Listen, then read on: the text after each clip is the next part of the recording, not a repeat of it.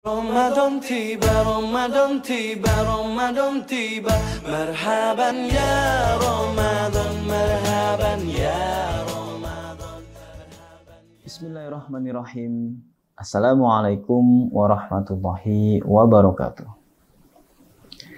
Innal hamdalillah nahmaduhu wa nasta'inuhu wa nastaghfiruh wa na'udzu billahi min syururi anfusina wa min sayyiati a'malina may yahdihillahu fala mudhillalah wa may yudlilhu fala hadiyalah.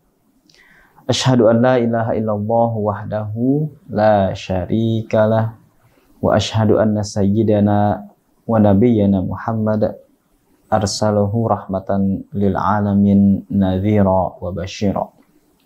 Allahumma salli ala sayyidina Muhammadin wa alihi wa sallim wa a'tinal khair wa dafa'anna syarra wa najjina washfina ya rabbal alamin.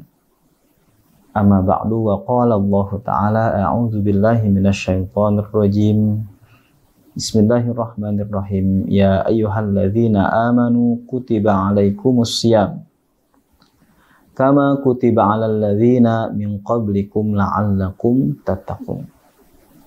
Sahabat Masjid Jami'un Nurul Hidayah yang dimuliakan oleh Allah Subhanahu wa taala, kita bersyukur kepada Allah dan Al-Fakir coba mengajak kita merenungi nikmat syukur yang bernama nikmatul hayah. Di dalam Al-Quran dikatakan alladzi khalaqal mauta wal hayata liyabluwakum ayyukum ahsanu amala. Jadi di dalam surat Tabarok atau Al-Mulk ini bahwasanya Allah menciptakan makhluk yang namanya al-hayah wal maut. Dan ternyata dari kata-kata al-hayah wal maut ini menandakan dua hal ini sangat tergantung dari kehidupan seseorang atau sangat berkaitan satu sama lain. Artinya seseorang yang disebut hidup, hakikatnya dia telah mati. Dan seseorang yang telah mati, padahal sebenarnya dia telah hidup. Nah, seperti kita sekarang tahu bahwasanya dikatakan oleh Sayyidina Ali karamallahu wajhah wan nasu niyam. Jadi manusia itu sekarang sedang tidur. Jadi nanti ketika dimatikan oleh Allah, maka itulah hakikatnya dia hidup. Karena akan ditanya apa yang dilakukan selama di dunia, apa yang dilakukan selama kegiatannya, mulai dari ilmunya, hartanya, waktunya, umur, semuanya yang Allah titipkan, maka disitulah hakikat al-mauta wal haya wal maut. Maka nikmat kedua hal ini kalau kita sadari tentu menambah rasa syukur, kita masih bisa diberikan nafas kehidupan, sehingga kita nantinya bisa memberikan hal terbaik yang selalu kita lakukan di setiap harinya. Itulah nikmatul hayah wal maut. Kemudian yang kedua tentu salawat dan salam tidak selalu kita lupakan, yaitu kita berikan, kita junjungkan kepada baginda Nabi besar Muhammad SAW.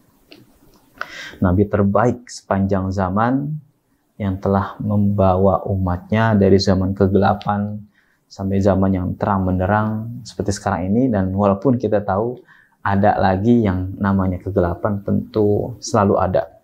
Hanya bahwasanya cahaya Islam akan selalu kekal sampai nanti hari kiamat kelak. Disitulah bahwasanya Allah telah memberikan batas. Sahabat Masjid Jami'un Nurul Hidayah yang dimuliakan oleh Allah, ada ayat di dalam Al-Quran dan ini memang ayatnya bersandingan dengan ayat puasa. Yaitu di dalam Al-Quran dikatakan, a'udzubillahi minasyaitonirrajim, wa idza sa'alaka ibadi anni fa inni qarib ujibu da'watad da'i idza da'an falyastajibu li wal yu'minu bi la'allahum yarsyudun.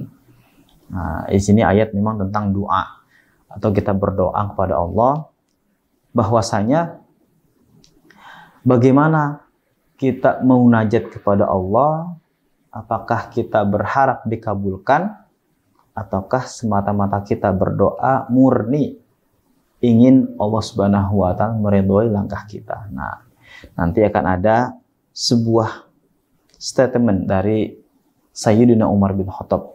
Nah, sebelum kita nanti merenungi yang dilakukan atau dikatakan oleh seorang Umar bin Khattab, kita merenungi lagi ayat yang berbunyi wa qala rabbukum ud'uni astajib lakum. Nah, ini artinya, dan Tuhanmu berfirman, berdoalah kalian kepadaku, niscaya akan kukabulkan.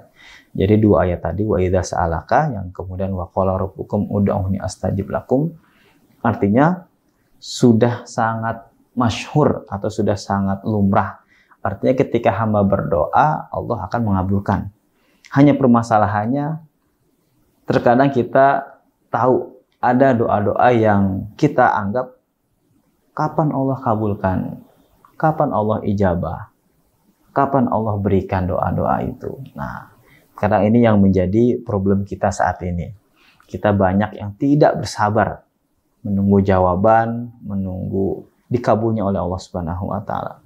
Padahal di hadis dikatakan, ma min muslimin yada'u bida'watin laisa fiha itsmu wala qati'atur rahimin. Nah, jadi di sini kuncinya memang pertama dikabulnya doa. Ya, ini hal yang mungkin sebenarnya bagi orang awam, artinya kita sangat malu kalau hanya berdoa ingin dikabulin aja gitu. Jadi syarat pertamanya memang doa itu tidak boleh memutuskan tali persaudaraan. Nah, ini sangat penting. Artinya qati'atur rahim bisa jadi memutuskan tali persaudaraan kepada orang tua, pada kerabat, tentunya keluarga, kakak, abang, adik, siapapun keluarga kita. Kemudian persaudaraan tentu pada segi umum, tetangga kita, sahabat yang kita anggap dekat, baik di masjid, di perkantoran, sekolahan, dan lain sebagainya. Ketika ini sudah diputus tali silaturahimnya, maka tentu doa tertolak.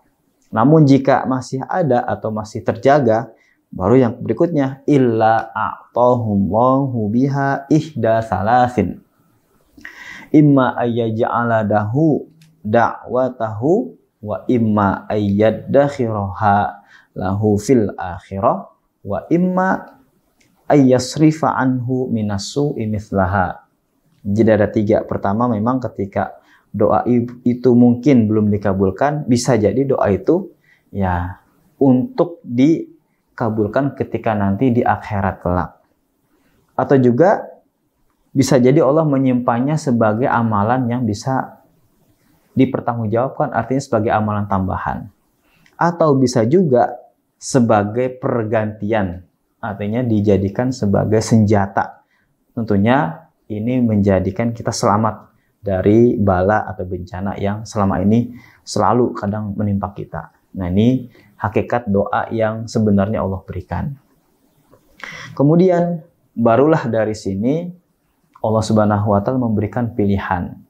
Apakah hamba itu bisa bersabar atau malah sebaliknya, dia mengecam lah, ya dia kesel, tidak rela, tidak redha, bahkan dia mengutuk Tuhan Azza wa Jalla. Ini yang terkadang tidak pantas seorang hamba itu sampai membuat kata-kata kasar, sampai bisa menghina Allah Subhanahu wa taala. Ini betul-betul yang sangat tidak diinginkan.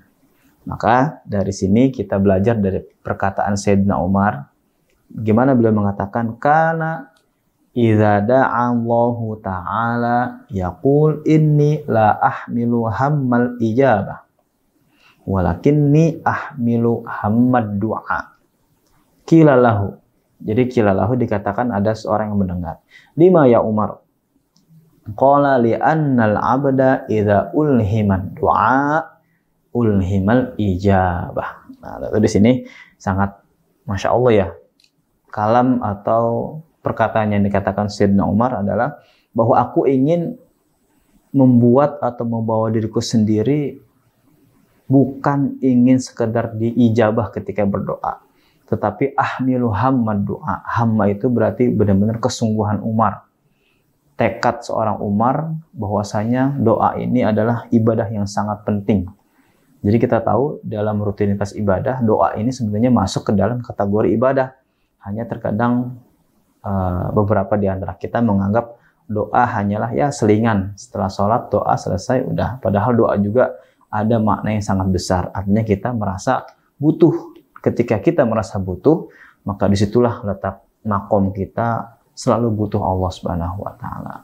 Maka ketika ulhimad doa, ulhimal ijabah. Merasa sungguhnya hakikat orang mendapatkan ilham daripada doa itu, ya dia sudah mendapatkan ijabah itu sendiri. Hanya terkadang kita belum sadar. Mungkin ini yang bisa Al-Fakir sampaikan dalam rangka mengkaji hikmatud doa, hakikat doa, serta mudah-mudahan kita bisa lebih baik lagi dalam munajat kepada Allah Subhanahu wa Ta'ala.